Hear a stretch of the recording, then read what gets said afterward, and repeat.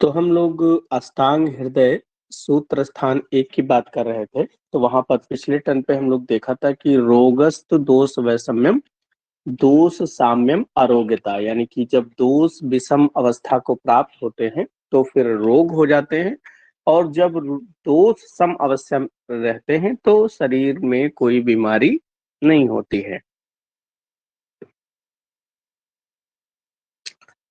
Next बात करेंगे हम लोग आज आज हम लोग बात करेंगे कि रोग कितने प्रकार के होते हैं। रोग भेद के बारे में 2 प्रकार के रोग बताया है वाग्भट जी ने।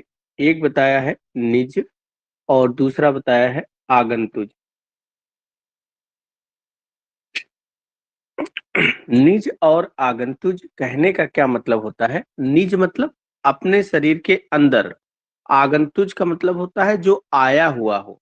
आगंतुज का मतलब क्या है, इसको सिंपल भाषा में समझें, जो आया हुआ हो। अब ये कहाँ से आएगा? बाहर से आएगा। निज का मतलब शरीर के अंदर।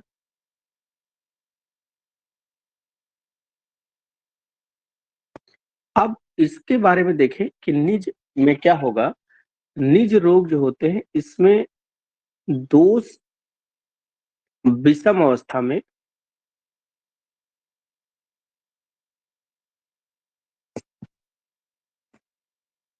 इसमें निज वाले में पहले दोष विषम अवस्था में होंगे। जैसे आपका ठंडी पड़ रही है, जैसे हल्की फुल्की, इस समय मौसम चेंज होते रहते हैं, कभी बारिश कभी ये हो रहा है, और आप क्या करें, गए फ्रिज से पानी निकाल लिया और फ्रिज का पानी पी लिया, ठंडा पानी आपने पी लिया। तो जब आपने ठंडा पानी पिया तो पहले आपके शरीर के अंदर कफ दोष बढ़ जाएगा।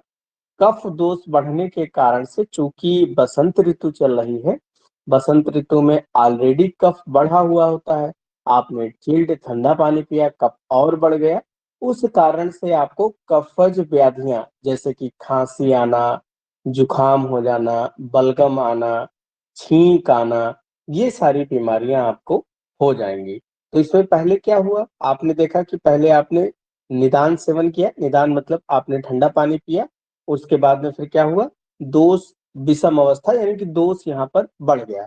तो निज रोग वो रोग होते हैं जिसमें पहले शरीर के अंदर दोष विषम अवस्था में होते हैं, फिर उसके बाद में क्या होगा, उसके बाद में फिर इस विषम अवस्था के कारण से रोग हो जाएगा। फॉर एग्जाम्पल, जैसे मैंने अभी आपको बताया है, अगर इसका एग्जाम्पल हम देखें तो बसंत ऋतु में अगर कफ बढ़ा है,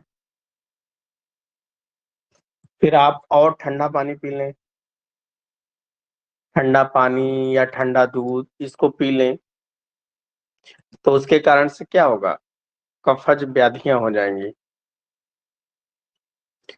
कफज व्याधियां, पहले क्या होगा, पहले कफ प्रकोप होगा, फिर उसके बाद में क्या होगा, कफज व्याधियां हो जाएंगी। तो पहले जब दोष प्रकोप होता है तो उस अवस्था को हम कहते हैं ये शरीर के अंदर निज रोग हुआ। आगंतुज में क्या होगा, आगंतुज रोग में यहां पर पहले रोग होगा, पहले व्याधि होगी, उसके बाद में दोष प्रकोप होगा, बाद में दोष प्रकोप। अब ये तो बड़ा अचंभित करने वाली चीज है कि पहले व्याधि हो जाएगी, दोष बाद में प्रकोप होंगे। तो ये तो बड़ा दिक्कत है, कैसे ऐसे हो सकता है? क्योंकि आयुर्वेद में कहा जाता है बिना दोष प्रकोप के तो व्याधि नहीं होगी, जब दोष विषम अवस्था में होंगे तभी व्याधि होगी। इसका क्या मतलब हुआ? जैसे आप पैदल जा रहे हो, आपके पैर में ठोकर लग जाए, तो आप पैदल जा रहे हैं, आप स्वस्थ हैं, आपके शरीर के अंदर कोई भी दोष प्रकोप नहीं है, लेकिन जब पैर में ठोकर लग जाएगी तो पैर को चोट लग गई, चोट लगने से वहां पर अल्सर बन गया, ब्लड घाव हो गया। अब यहाँ घाव हो गया अल्सर हो गया जिसको हमारे में व्रण कहते हैं, तो व्रण हो गया यानी कि व्याधि उसे हो गई और अभी तक आपके शरीर के अंदर कोई दोष प्रकोप नहीं हुआ। लेकिन सोचो, अगर कहीं पर चोट लग जाती है, घाव बन गया, तो वहां पर बाद में बैक्टीरिया का इन्फेक्शन हो जाता है, क्योंकि ओपन वुंड है, खुला हुआ है, वहां पर बैक्टीरिया ग्रो करेगा।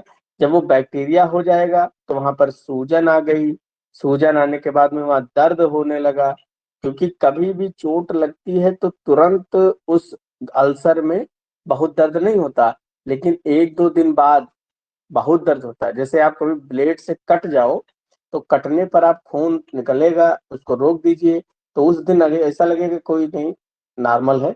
लेकिन 1-2 दिन बाद जब शरीर के अंदर दोष प्रकोप हो जाते हैं, तब ज्यादा दर्द होता है। ऐसा आपने महसूस किया होगा। तो आगंतुक व्याधियों में क्या हुआ, पहले व्याधि होगी, बाद में दोष प्रकोप होगा। इसीलिए इन व्याधियों का जो कारण होता है, जैसे निज व्याधियों के बात करें तो ये शरीर के अंदर इसका मुख्य कारण क्या होंगे, दोष प्रकोप होगा। और आगंतुक व्याधियों का मुख्य कारण अगर यहाँ पर देखा जाए, तो जैसे उसे आघात लग जाए, आघात मतलब चोट लग जाए। आघात कैसे लग सकता है, जैसे कोई तलवार से कट जाए, भाला, चाकू, तलवार,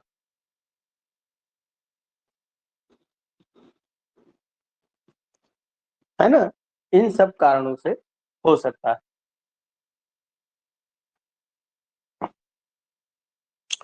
नेक्स्ट अब हम लोग बात करेंगे, ये तो रोगों के भेद हैं। अब ये जो रोग हैं इसी स्लाइड में हम देख लेंगे कि रोग का अधिष्ठान क्या है।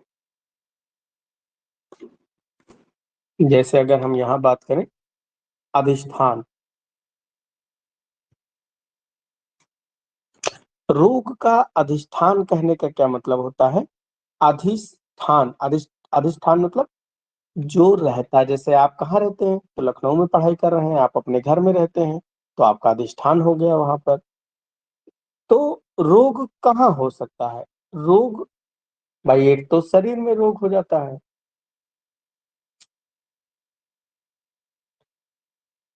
ये कहाँ होता है, पूरे शरीर में। दूसरा कहाँ होता है, मन में, क्योंकि आपको दर्द होगा तो मन ही तो आपका दुखी होगा। मानसिक रोग जितने होते हैं उसमें मन दूषित होता है, शारीरिक रोग में शरीर दूषित होता है। तो रोग का अधिष्ठान शरीर और मन है। रोग के भेद निज और आगंतुक, काफी इंपॉर्टेंट पॉइंट है, रट के रखना है इसको। उसके बाद में हम ये बात करें मानसिक दोष।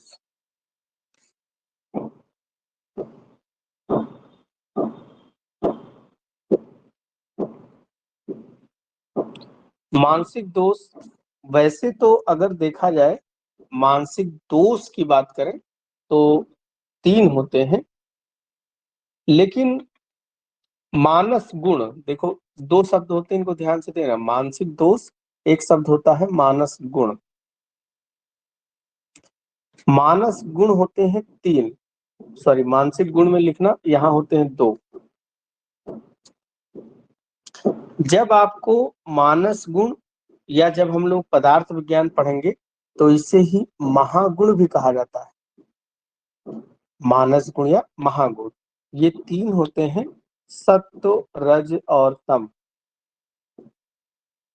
सत्व, रज और तम। चूंकि सत्व में कोई दोष नहीं होता है, शुद्ध होता है, इसीलिए वहां पर कोई मानसिक विकार या मानस व्याधि नहीं होती है। इसीलिए सत्व जो है वो मानसिक दोष में नहीं आता है, मानसिक दोष में रज और तम आता है। ठीक है, तो शारीरिक दोष वातपित्त कफ, मानसिक दोष रज और तम होते हैं। सत्व शुद्ध होता है, कोई उसमें विकार नहीं होता है, इसीलिए उसको हम मानसिक दोष के अंतर्गत नहीं मानते हैं, उसे हम मानस गुण के अंतर्गत मानते हैं। अब आपको ये सारी चीजें हो गई, व्याधियां हो गई, तो उसको जानेंगे कैसे, रोग ज्ञान के उपाय। रोग ज्ञान के उपाय 3 हैं। श्लोक बहुत इंपॉर्टेंट है, इंपॉर्टेंट श्लोक है। दर्शनम, स्पर्शनम,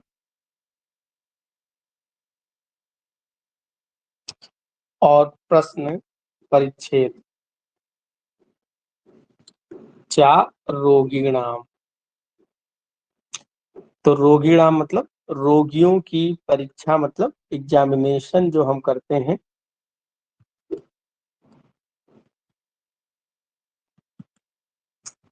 पेशेंट का जो हम एग्जामिनेशन करते हैं वो 3 प्रकार से करते हैं: दर्शन, स्पर्शन और प्रश्न परीक्षा।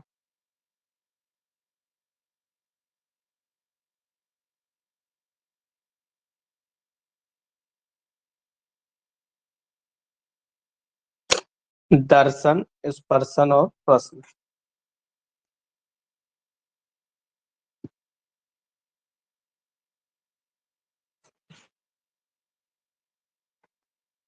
देखो, मॉडर्न में आप क्या पढ़ते हैं? मॉडर्न में आप किसी भी बीमारी की परीक्षा के 4 चीज पढ़ते हैं। क्या क्या पढ़ते हैं?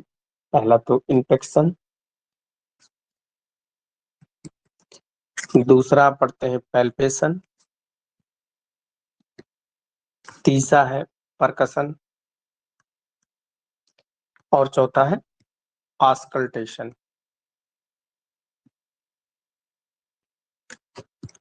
इन 4 तरीकों से आप मॉडर्न में किसी भी बीमारी का हम लोग इन्फेक्शन, इन्फेक्शन मतलब दर्शन, किसी भी चीज को देखना। जैसे आपके पास में कोई पेशेंट आया, उसको दाद हो गया। अब दाद हो गया उसके स्किन पे, तो आपको तो देख के ही पता चल जाएगा ना कि यार इसको दाद हो गया है ना? तो उसमें छूने की जरूरत है नहीं। जैसे हम लोग जब आंखें देखते हैं किसी की, ये किसी की आंखें हैं, और ठीक है, जब आप लोग सेकेंड ईयर में आएंगे, रोग निदान पढ़ेंगे, तो वहां पर ये जो आंख होती है, ये आंख के ऊपर इस तरह पलक होंगी ऐसे। तो इसमें जो व्हाइट वाला पोर्शन होता है, ये क्या होता है? कंजक्टाइवा। सबको पता है। लेकिन कंजक्टाइवा 2 तरह की होती है। जो आपको सामने दिख रहा है बल्ब की तरह, जैसे राहुल बैठा है, क्लास कर रहा है, तो इसकी आंखें जब आप देखोगे तो जैसे बल्ब की तरह इसकी आंखें सामने जो दिख रहे हैं।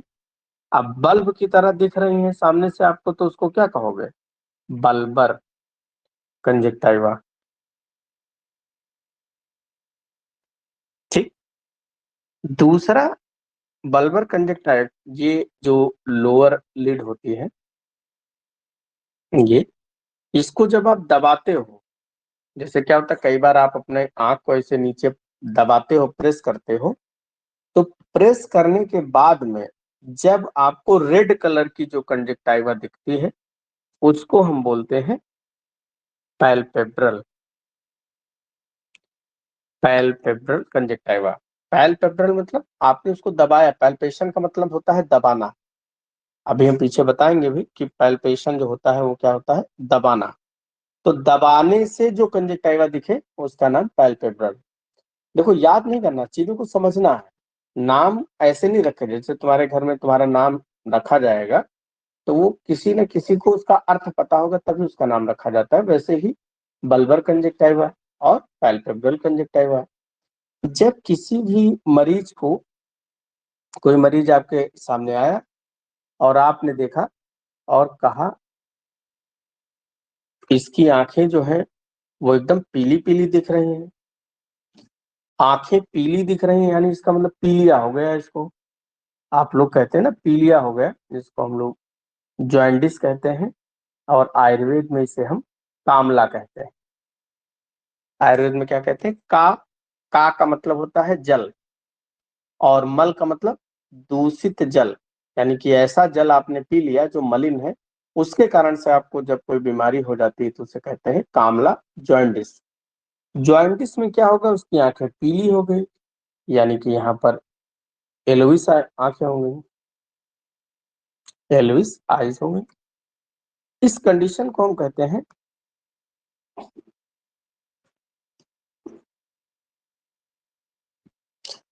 इक्टरस। इस कंडीशन को क्या कहते हैं, इक्टरस। आंखों का पीला हो जाना जॉइंटिस के कारण से इक्टरस कहलाता है। अच्छा, आंखों में ही क्यों हम जॉइंटिस देखते हैं, तो जॉइंटिस में बिलीरूबिन बढ़ता है, और बिलीरूबिन जो है वो सबसे पहले आंख में इलास्टिक प्रोटीन होती है, उसी से जाके वो बाइंड हो जाता है, इसलिए आंखें पीली दिखती हैं। दूसरा, पैल्पेब्रल कंजक्टिवा में देखेंगे तो वो कैसा होता है, रेडिश कलर का होता है, पिंकिश रेडिश कलर का होता है, तो ये नॉर्मल है।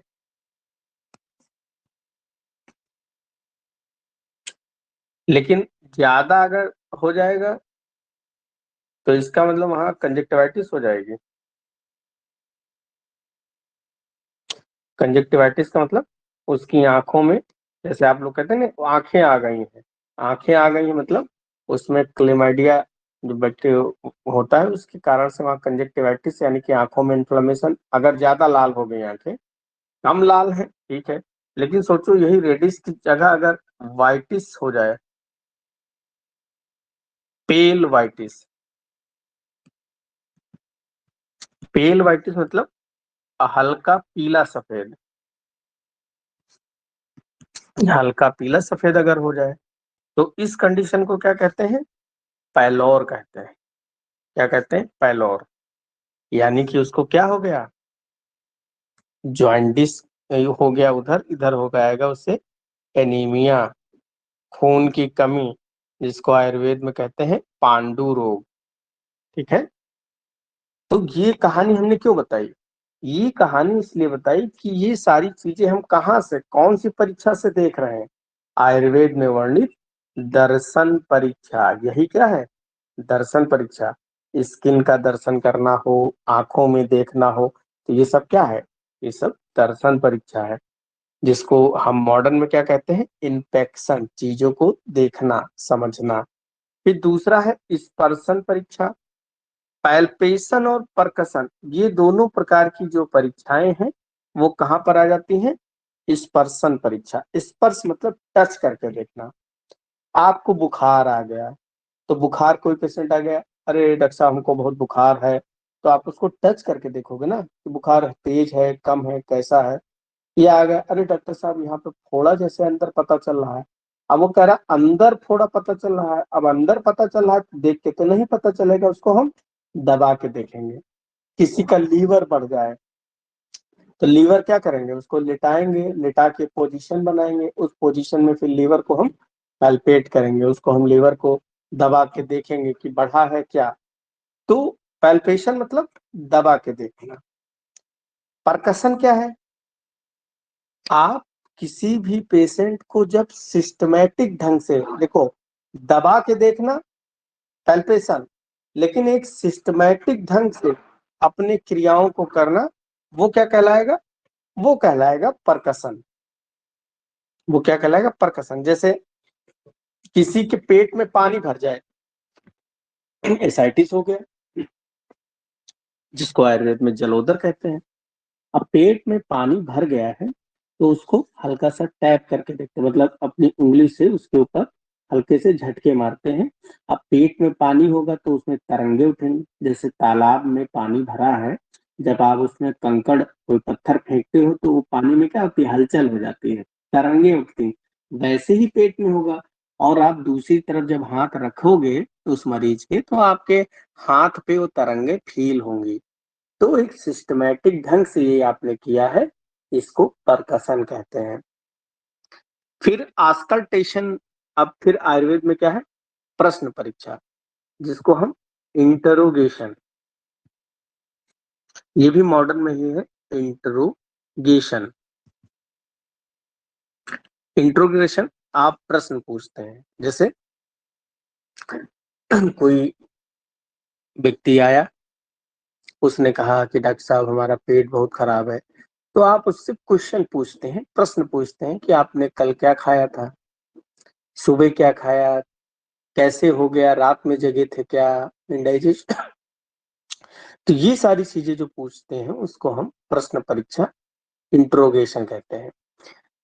एक परीक्षा मॉडर्न में है ऑस्कल्टेशन। ऑस्कल्टेशन जब स्टेथोस्कोप की सहायता से जो आप आला लगाते हैं, आवाज को सुनना ऑस्कल्टेशन कहलाता है। वो चेस्ट में आवाज को सुन सकते हैं, पेट में सुन सकते हैं, उसको ऑस्कल्टेशन कहते हैं। तो ये रोग ज्ञान के 3 उपाय: दर्शन, स्पर्शन, प्रश्न, परिच्छेद या रोगीड़ा। फिर नेक्स्ट अगर हम बात करें अगले श्लोक के बारे में, रोग विशेष जानने के 5 उपाय, या इसको हम कहते हैं निदान पंचक। ये भी श्लोक, ये सारे श्लोक फर्स्ट ईयर और सेकेंड ईयर दोनों में इम्पोर्टेंट है। जब आप रोग निदान या पैथोलॉजी पढ़ेंगे तो वहां पर भी यही सब पढ़ना पड़ेगा। ये भी श्लोक बहुत इम्पोर्टेंट है। रोगम, निदान, प्राग रूप,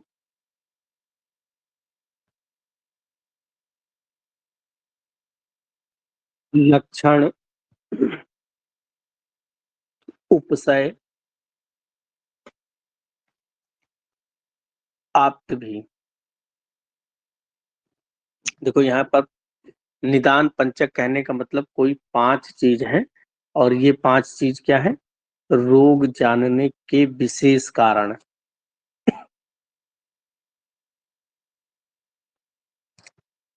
एक रोग किस प्रकार से उत्पन्न होता है, उसकी डायग्नोसिस क्या है,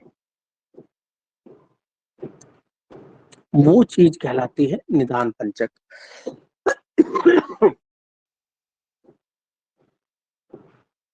जैसे पहला चीज यहाँ लिखा है नंबर 1, निदान।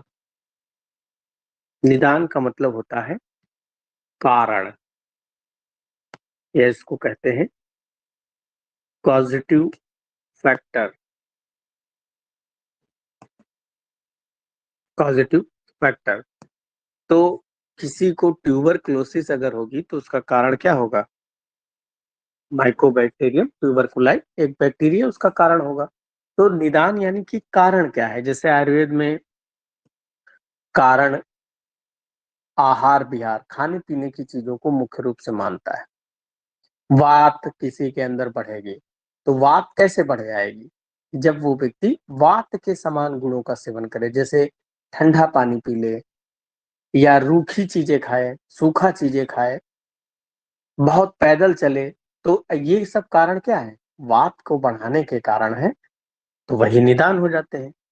फिर दूसरी बात लिखी है यहाँ पर, इतना, इसमें देखो ये लिखा है 2 चीजें।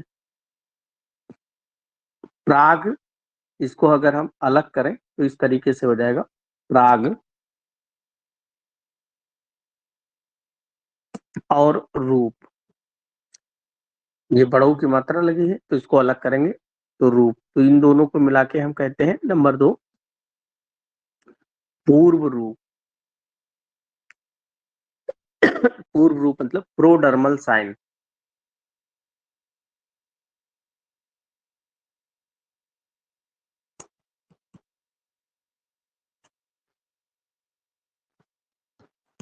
प्रोडर्मल साइन क्या होते हैं? पूर्व मतलब पहले, रूप का मतलब होता है लक्षण। जैसे आपको बुखार आने वाला हो, तो जब बुखार आने वाला होता है तो उसके एक दिन पहले ही शरीर एकदम टूटने लगता है, एकदम थकान सी लगने लगती है। तो वही लक्षण देखकर अगर हम समझ जाएं कि इसको कल फीवर आ जाएगा, तो वही लक्षण पूर्व रूप कहलाते हैं। और उन्हीं लक्षणों को हमको क्या करना है? हमको उन्हीं लक्षणों को देखना है। तो हम उस व्यक्ति को एक दिन पहले ही गुनगुना पानी दें, उसको पाचक औषधियां दे दें, उसको हल्का भोजन कराएं ताकि उसके दोष और प्रकोप ना हो और कल उसको बुखार ना आए। तो पूर्व रूप देखकर ही रोगों को शांति कर देना, ये ज्यादा उत्तम होता है। तीसरा पॉइंट क्या है यहाँ पर? लक्षण। लक्षण मतलब सिम्टम।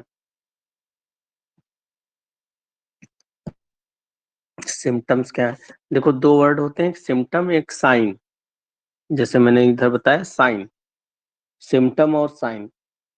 सिम्टम क्या होते हैं, इसको हमेशा याद रखो, जो मरीज बताता है। जैसे आएगा, डॉक्टर साहब हमको भूख नहीं लग रही है, डॉक्टर साहब हमको बार बार मल त्याग के लिए जाना पड़ता है, हमारा पूरा बदन टूट रहा है, लग रहा है बुखार चढ़ा है।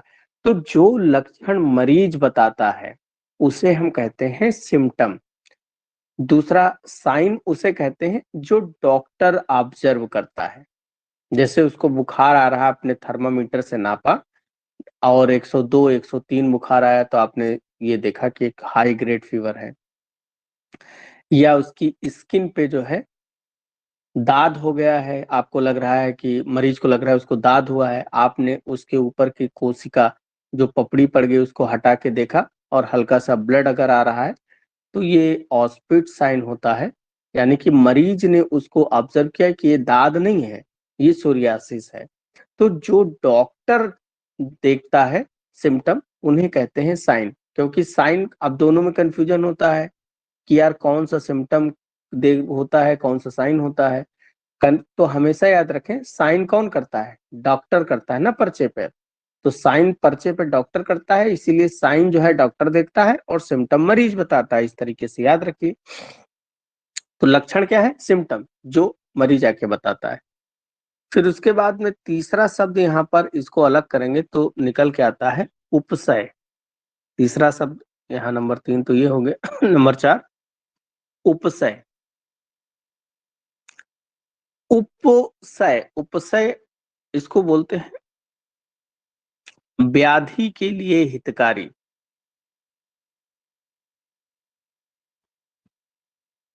व्याधि के लिए हितकारी, उपसय व्याधि के लिए, या ये समझ लो कि जो किसी भी मरीज के लिए फायदेमंद होता है उसे कहते हैं उपसय। जैसे हमारा पेट खराब हो किसी का, तो उसके लिए हम क्या करेंगे? मूंग की दाल की खिचड़ी देंगे। पेट खराब है तो मूंग की दाल की खिचड़ी है, मतलब हल्का खाना देंगे उसे। क्योंकि हल्का खाना जब उसको हम खिलाएंगे तभी तो उसका पेट सही होगा। तो वो हल्का भोजन उसके लिए क्या है? उपसय। और इसी का उल्टा एक शब्द होता है अनुपसय। पता चले उसका पेट खराब है, आप उसको टिक्की चाट बतासा बर्गर खिला रहे हैं, तो वो उसके लिए नुकसानदेह है, उसको अनुपसय। तो उपसय किसे कहेंगे? उपसय कहते हैं जो किसी भी व्याधि के लिए फायदेमंद होता है, उसे उपसय कहा जाता है। फिर आखिरी एक शब्द बचा है जिसका नाम है आप्त भी। आप्ति, आप्ति कहते हैं, आप्ति, या इसको हम लोग कहते हैं संप्राप्ति। इसको बोलते हैं पैथोजेनेसिस।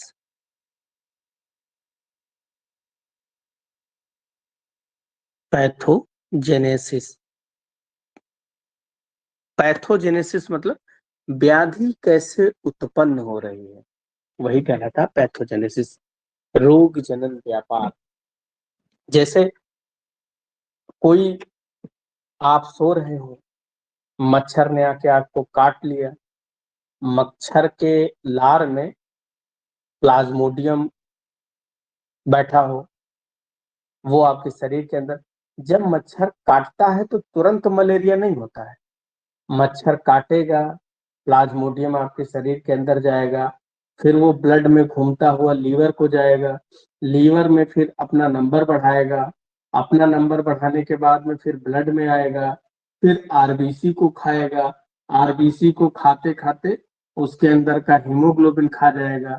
जब आरबीसी खत्म हो जाएगी तो फट जाएगी, और उस समय जो टॉक्सिन सब्सटेंस, जो विषैले पदार्थ उस प्लाज्मोडियम यानी कि उस मलेरिया के जो प्लाज्मोडियम के द्वारा बनाए जाते हैं, वो ब्लड में आ जाते हैं। जब आरबीसी फटती है, ब्लड में आने के कारण से शरीर को ये पता चलता है कि कोई बाहरी तत्व हमारे शरीर के अंदर आ गया है, तो हाइपोथैलेमस एक्टिव होकर टेम्परेचर बढ़ा देता है।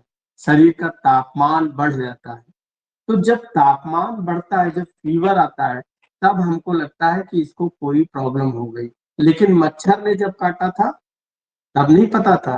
तो मच्छर के काटने से लेकर उसके शरीर के अंदर क्या क्या चीजें चल रही हैं और पहला सिम्टम फीवर आने तक की जो कहानी है उसके शरीर के अंदर, वही आयुर्वेद में आपत्ति या संप्राप्ति कहलाती है। ठीक है, ये तो मैंने मॉडर्न साइंस के अनुसार आपको समझाने के लिए बता दिया।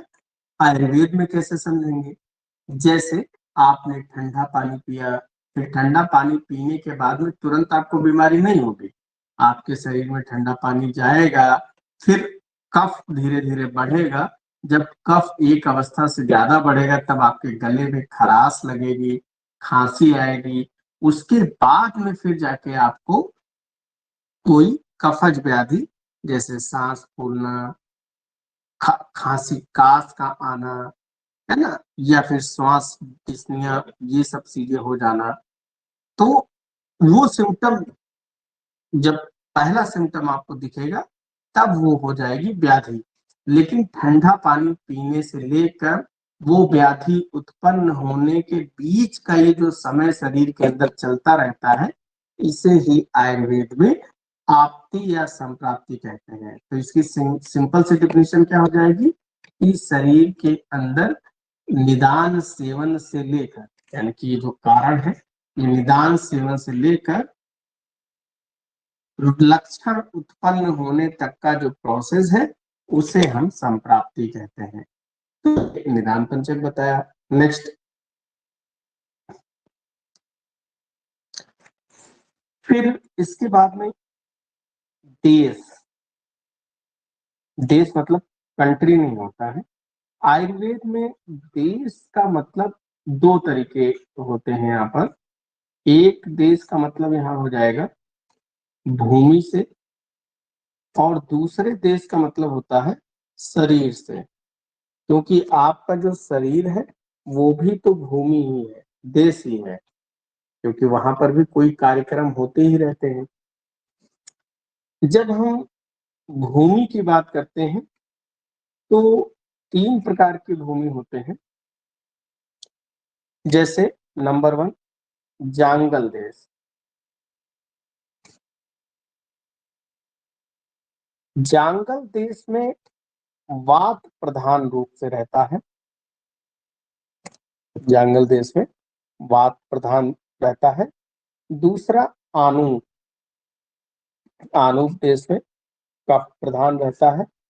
और तीसरा होता है साधारण देश, जहां दो सम होते हैं। तो ये तीन प्रकार के हैं। अब जांगल देश में वायु प्रधान है, तो हम अपने देश में देखें तो जांगल देश कहाँ है? जैसे राजस्थान का एरिया, ये जो राजस्थान और गुजरात उधर का एरिया होता है, वहाँ हवा बहुत रूखी रहती है, गर्मी ज्यादा पड़ता है, मरुस्थल वाला एरिया है, पेड़ पौधे कम होते हैं, पानी कम होता है। ऐसा एरिया जंगल देश कहलाता है। कई बार जब आप लोग आयुर्वेद पढ़ना शुरू करते हैं तो आपको लगता है यार जंगल का मतलब तो जंगल, यानी जहाँ बहुत पेड़ पौधे हो वही जंगल देश है।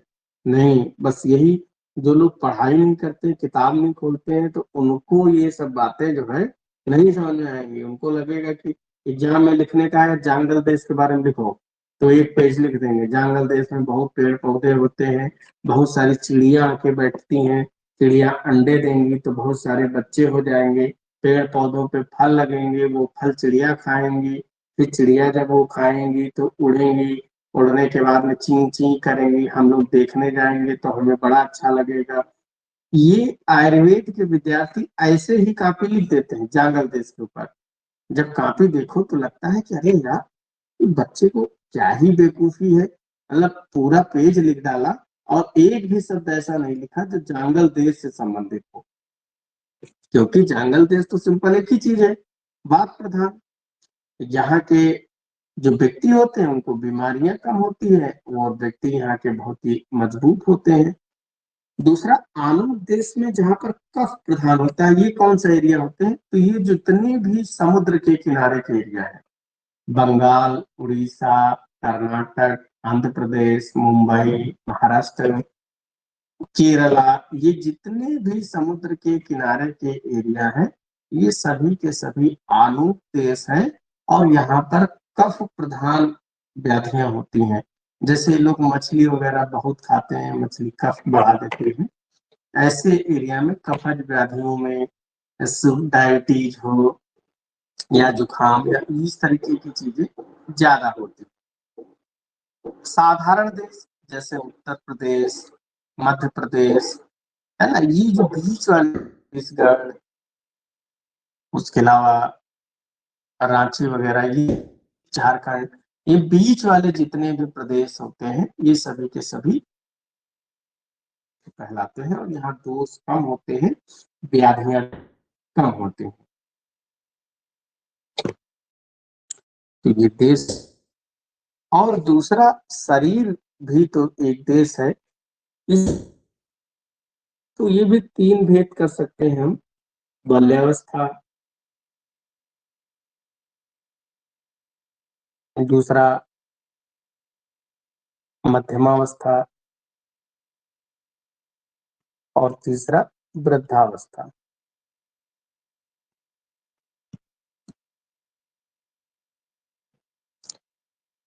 तो ये जो डिवीजन है, वैसे तो हम लोग काल के अंतर्गत पढ़ते हैं, लेकिन चूंकि शरीर के बारे में यहाँ है तो ये भी जान सकते हैं। नेक्स्ट है काल किसे कहते हैं? तो जो निरंतर गतिमान हो, रुकता ना हो, वही काल कहलाता है।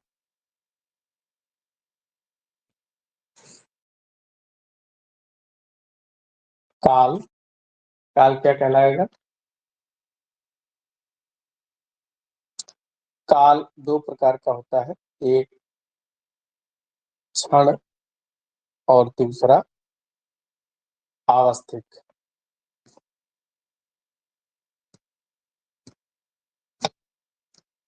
या इसको नित्यक भी कहते हैं।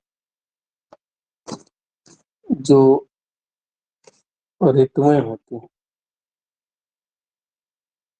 आवस्थिक, अवस्थानुसार हमने पढ़ाई है पीछे अभी।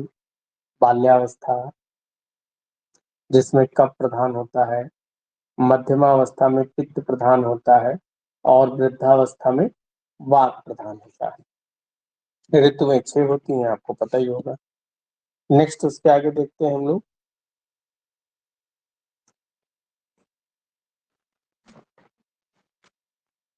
औषधि के भेद।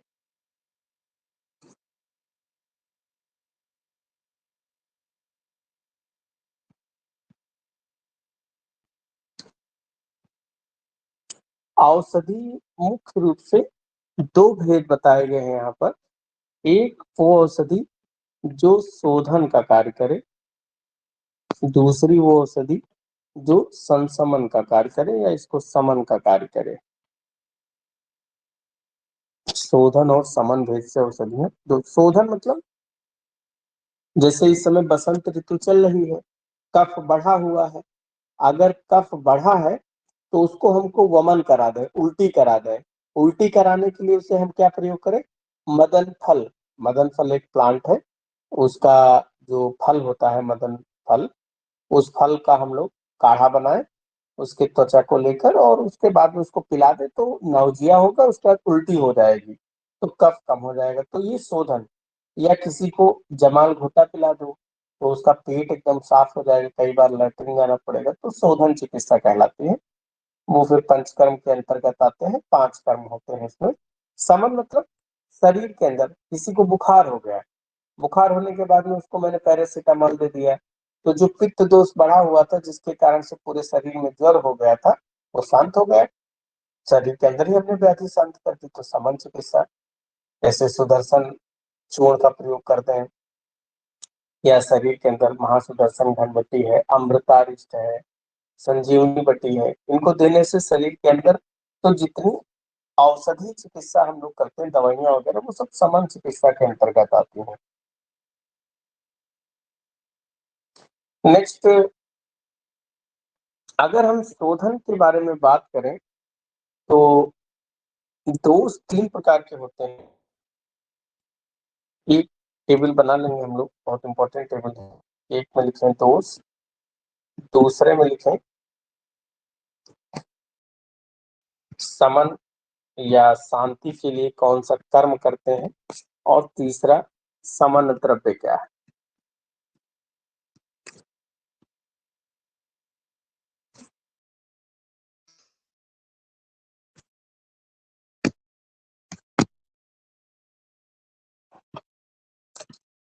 अगर हम बात करें कि वात दोष अगर है तो उसके लिए हम बस्ती चिकित्सा करें। बस्ती एक ब्लैडर जो होता है, यूनि ब्लैडर, पुराने समय में उसको निकालते थे, उसका एक थैली जैसा बनाते थे, उसके अंदर कुछ औषधियों को काढ़ा बनाकर या औषधियों को गीला करके उसके अंदर भर लेते थे, और आगे खाली पाइप जैसा, नलकुल जैसा लगा लेते थे, और अच्छे से उसको टाइट करके बांध कर फिर गुदा मार्ग में, गुदा यानी कि एनस, एनल कैनाल में उसको लगा के फिर उस औषधि को दबाकर जब आंत में डाल दिया जाता है तो उसे बस्ती कर्म कहते हैं। केवल वहीं पर ही नहीं, उत्तर मार्ग यानी कि किसी के लिंग इंद्रिय में, योनि क्षेत्र में यानी कि वजाइनल कैनाल के थ्रू उसके यूट्रस में औषधि पहुंचाना, या यूरेथ्रा के थ्रू उसके योनि ब्लैडर में औषधि को पहुंचाना आयुर्वेद में बस्ती कर्म कहलाता है।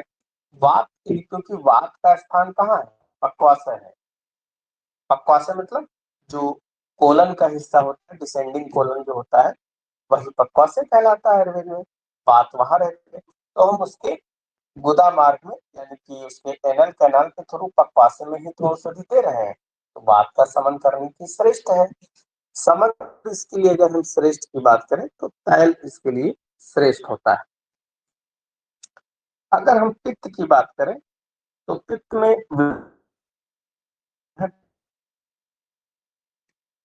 लैट्रिन करवाना, बार बार उसे औषधियां दे ताकि बार मल त्याग हो, और इसके लिए श्रेष्ठ द्रव्य होता है घृत। घृत पित्त सामक होता है। तो जैसे ये भी प्रश्न मन में आता है कि घृत अगर पित्त सामक है तो घी तो आग पे डालते हैं तो और तेज आग भड़क जाती है, तो पित्त का समन कैसे कर रहे हैं। हमेशा मन में ये प्रश्न उठना चाहिए कि घी तो हवन करते हैं, वहां पर डालते हैं तो और तेज हो जाता, पित्त भी तो आग है। तो घृत पित्त को शांत करता है, सिर्फ उसकी जो अम्लता होती है, एसिडिटी वगैरह जो होता है, कटुता, उसको शांत करता है। जबकि पित्त के अंदर रहने वाली जो अग्नि है उसको घृत बढ़ाता है, यानी कि डाइजेशन पावर को बढ़ाता है, केवल पित्त के विकार को शांत करता है। तो इसीलिए पित्त समन के लिए श्रेष्ठ क्या है, घृत। कफ, कफ के लिए वमन, उल्टी कराना श्रेष्ठ कर्म है, और इसके लिए मधु, शहद का प्रयोग करना श्रेष्ठ द्रव्य है। शहद क्या करता है, लेखन, कफ जो जमा है उसको काट के फेंक देगा। तो ये औषधि भेद हो गया। फिर उसके बाद में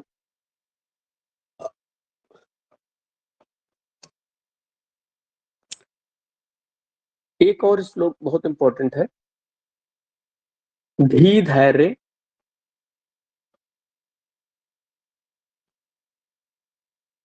धी धैर्य आत्म आदि विज्ञानम मनोदोष औषधम परम। पहले तो हम ये जानेंगे, ये जो श्लोक लिखा है ये श्लोक किसके लिए है, तो ये श्लोक है मानसिक चिकित्सा।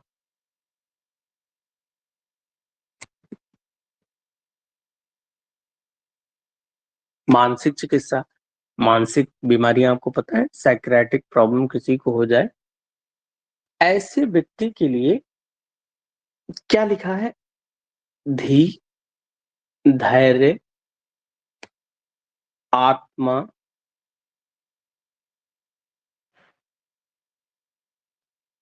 इनका ज्ञान, या जिसको विज्ञान लिखा है, इनका ज्ञान होना मानसिक चिकित्सा है। धी, धैर्य, आत्मा, इनका ज्ञान होना क्या है? मानसिक चिकित्सा है। अब ये क्या है धी, धैर्य? धी मतलब बुद्धि, मतलब पेशेंस, आप जानते ही हैं।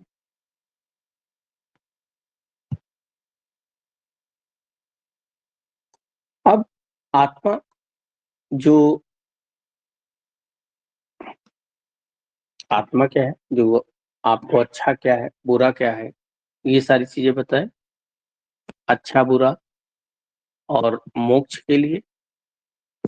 अब इनका ज्ञान कैसे आपको मानसिक रूप से ठीक कर सकता है?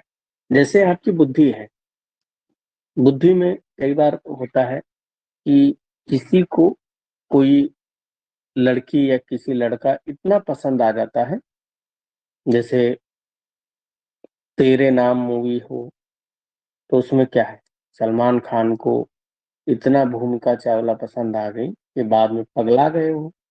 अगर उनकी धी यानी कि बुद्धि सही होती, उसका ज्ञान होता अपनी बुद्धि को कि भैया पढ़ लें, छात्र नेता ना बने, पढ़ लिख के आईएएस वाईएएस बन जाते या कुछ नौकरी छोटी मोटी कर देते, तो न जाने कितने भूमिका चावला उसके लिए शादी का रिश्ता आ गया होता।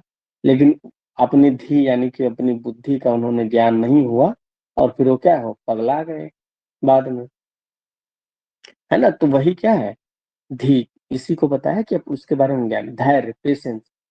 अब आपके पास धैर्य नहीं है, तैयारी कर रहे हैं, बहुत दुनिया भर के सेलेक्ट नहीं हो रहे हैं, 4 साल 5 साल, फिर क्या करते हैं लोग, आत्महत्या कर लेते हैं। वो भी मानसिक ही तो बीमारी थी आत्महत्या करना। तो धैर्य रखना।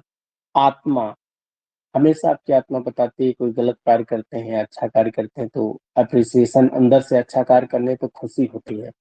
रास्ते में कोई भिखारी बेचारा परेशान है या फिर किसी को कोई जरूरत है, हमने उसको वो चीज दे दी, तो अंदर से एक खुशी महसूस होती है।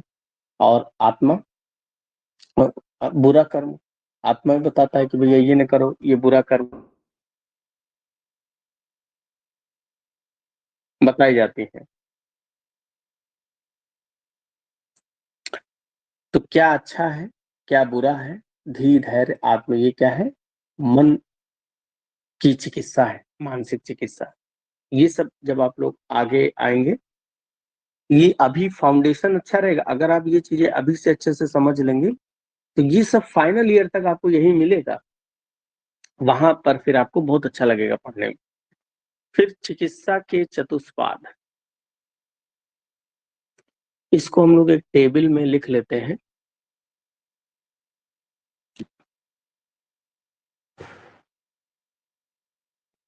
चिकित्सा के चतुष्पाद। बोर तो नहीं हो रहे हो बच्चे? तो बोर लग रहा हो,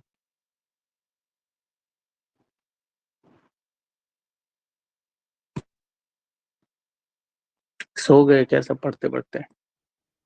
नहीं। चिकित्सा के चतुष्पाद, चतुष्पाद मतलब 4 पैर। चिकित्सा यानी कि ट्रीटमेंट जो हम लोग करते हैं, तो ट्रीटमेंट कौन करता है? नंबर 1 वैद्य, या इसको बोलते हैं भिषक, या आप लोग इसको बोलते हैं डॉक्टर। दूसरा भेषज, भेषज का मतलब होता है औषधि, या जिसको आप बोलते हैं ड्रग, दवा।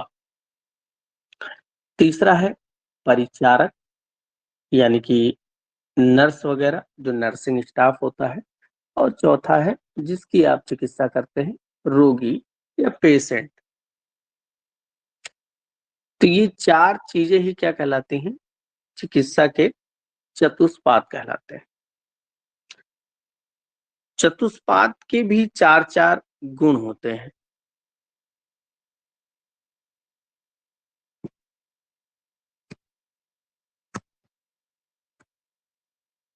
ये जो चतुष्पाद है इसके भी 4-4 गुण होते हैं। क्या-क्या गुण होते हैं? जैसे वैद्य है, तो वैद्य दक्ष होना चाहिए। दक्ष मतलब चतुर होना चाहिए। अब आपके पास में पता लगे कोई इमरजेंसी आ गई, बेहोश होके आई है। अब बेहोश होके आई, आपने देखा उसको पसीना निकल रहा है, उसका शरीर एकदम ठंडा पड़ा हुआ है, तुरंत आपने ब्लड शुगर उसका चेक किया, ब्लड शुगर 50 के नीचे मिला, यानी कि उस बेहोश हो गया, शुगर की कमी है उसके अंदर, हाइपोग्लाइसीमिया। तुरंत आपने उसको 25% डेक्सट्रोज सोल्यूशन चला दिया और पेशेंट उठ के बैठ गया दनदनाते हुए। आपको खुशी की अनुभूति होती है, क्योंकि आपको पता है कि आप क्या हैं? आप दक्ष हैं, चतुर हैं, आपने चिकित्सा कर डाली उसकी। तो ये गुण होना रोगी के वैद्य के अंदर बहुत ज़रूरी है। दूसरा, तीर्थ तीर्थ शास्त्रार्थ। देखो ये शब्द आपको थोड़ा कठिन लगेगा, इसको आसान पढ़ते हैं। दूसरा वाला ये है शास्त्र अर्थ तीर्थ। तीर्थ मतलब यात्रा करना। तीर्थ स्थान आप जाते हैं, यात्रा करते हैं, तो आप अगर वैद्य हैं तो आपके लिए तीर्थ स्थान क्या है? अच्छी किताबें। आपके लिए तीर्थ स्थान क्या है? अच्छी किताबें। तो इसको हम लोग सिंपल सा ये समझ सकते हैं, पढ़ना, अच्छी किताबों का लगातार अध्ययन करना, यानी कि संहिताएं जो हैं लगातार इनको पढ़ो। फिर उसके बाद में है दृष्ट कर्मा। दृष्ट मतलब देखना, कर्म मतलब सर्जरी वगैरह जो होते हैं। अब आपने कभी पता लगे किसी का ऑपरेशन होते हुए नहीं देखा है, और आप खुदे पहले ही यूट्यूब पे सीख लिए और यूट्यूब से जाके खुदे ऑपरेशन कर रहे हैं, 100% पेशेंट मार डालोगे, क्योंकि आंखों के सामने होने देखना जरूरी है। जैसे और च्यवनप्राश बनाना है, तो बच्चे च्यवनप्राश किताब से पढ़ के ही नहीं बनता है, उसको बनते हुए देखो कि कैसे बन रहा है, दवा में मारण शोधन कैसे हो रहा है। जब तक ये देखोगे नहीं तब तक जानोगे नहीं। तो दृष्ट कर्मा। और चौथा है सूची। सूची मतलब होता है पवित्र। सूची का मतलब पवित्र। मन से अच्छा होना चाहिए। ये नहीं पता लगे बैठे हैं डॉक्टर साहब, बड़ी सुंदर सी कोई स्त्री आ गई दिखाने के लिए, डॉक्टर साहब का मन फिसल गया, वो उस पे ही डोरे डालने लगे, तो ये गलत है। तो ये भी वैद्य के गुण में है कि उसे पवित्र होना चाहिए। फिर और हम लोग औषधि के गुण देखें। बाहुकल्पम। बाहुकल्पम। बहु मतलब बहुत ज्यादा, कल्प मतलब कल्पना। कल्पना को ये समझ सकते हैं लेने के तरीके। लेने के तरीके जैसे गुड़ची है। जैसे अगर मैं बात करूं, गुड़ची एक फीवर में काम आती है, गिलोय जिसको कहते हैं। तो इसका अगर हम रस निकाल लें, स्वरस, तो ये भी पी सकते हैं। इसका सूखा काढ़ा बना लें, काढ़ा पी सकते हैं। इसका चूर्ण करें, चूर्ण कर पी सकते हैं। इसकी वटी करें, ये पी सकते हैं। तो ये जो इसके औषधियों के कल्पनाएं हम कर सकते हैं, यानी कि उस औषधि को लेने के जो तरीके, जो कल्पनाएं हम बहुत सारे बना सकते हैं, उसको बोलते हैं बहुकल्पना। दूसरा गुण है बहुगुण। औषधि के अंदर गुण बहुत ज्यादा होना चाहिए ताकि किसी भी बीमारी को खत्म कर सके। तीसरा है संपन्न। संपन्न का मतलब है कि उसके अंदर जो रस हो, गुण हो, वीर्य हो, विपाक हो, ये सब अच्छे से होना चाहिए। यानी कि वो औषधि इतनी संपन्न होनी चाहिए कि किसी भी व्याधि को दूर कर सके। और योग्य, नंबर 4, योग्य। योग्य मतलब उसके अंदर इतना पावर होना चाहिए कि वो बीमारी को खत्म करने योग्य हो। तो ये 4 गुण औषधि के होते हैं। परिचारक क्या होता है? Paricharak nursing staff. इसके क्या क्या गुण होंगे? तो सबसे पहली चीज, नर्सिंग स्टाफ का भी पवित्र होना जरूरी है, शुचि। ऐसा ना हो कि उसके मन में गलत विचार आ रहे हों। दक्ष, यानी कि ये भी चतुर होना चाहिए। पेशेंट आया, तुरंत नर्सिंग स्टाफ भी आपका इतना स्मार्ट होना चाहिए कि उसको ओटी में लेना है या वो इमरजेंसी वार्ड में ले जाना है, जल्दी जल्दी से तुरंत। अगर आप उसको कह रहे हैं कि 25% एक्स्ट्रा सोल्यूशन इसको चढ़ाना है, पता लगे आपका जो नर्सिंग स्टाफ है वो वीगो ही नहीं लगा पा रहा है, उसको वेन ही नहीं मिल रही है, आधे 1 घंटा लगा दे रहा है वीगो लगाने में, तब तक तो पेशेंट मर जाएगा। और वीगो कोई डॉक्टर तो लगाएगा नहीं, वीगो लगाने का काम किसका होता है? नर्सिंग स्टाफ का होता है। तो इसीलिए उसका भी दक्ष यानी कि चतुर होना जरूरी है। तीसरा है बुद्धिमान होना जरूरी है। बुद्धिमान, ये पता होना चाहिए डॉक्टर जो पर्चा लिख के गया है उसकी फाइल मेंटेन किया है। अगर उसमें कोई दवा ऐसी है जो उसको रिएक्शन कर जाए तो वो उसको अपने बुद्धि से बंद कर देना चाहिए, इतना ज्ञान उसे होना चाहिए। और अनुरक्त, अनुरक्त मतलब प्रेम, रोगी के प्रति उसके मन में प्रेम होना चाहिए। पता लगे रोगी ने उल्टी कर दी, अब आप को घिन आ रही, अरे मैं नहीं उसके साथ बगल जाऊंगी। अब आप, रोगी आपके लिए भगवान ही है, जैसे रोगी के लिए आप भगवान है वैसे रोगी आपके लिए भगवान है। तो अनुरक्त यानी कि रोगी के प्रति मन में स्नेह होना चाहिए, प्रेम होना चाहिए। अब रोगी के गुण क्या क्या होना चाहिए, इसके बारे में हम लोग जानते हैं। नंबर 1, आढ़ है। आढ़ का मतलब होता है धनवान। धनवान से मतलब ये नहीं है कि जो है बहुत ज्यादा पैसा वाला।